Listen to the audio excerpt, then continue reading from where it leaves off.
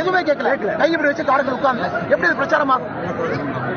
எப்படி பிரச்சாரமாகும்? கண்டிப்பா பிரச்சாரம் கிடையாது. 10 மணிக்கு கேண்டிடேட் வீட்டுக்கு போறான், என் பாட்டு கார்ல போறேன். 10:30 மணிக்கு ஒரு கடையில டீ குடிக்கிறேன். 10 மணிக்கு கடையில டீ குடிக்க கூடாது.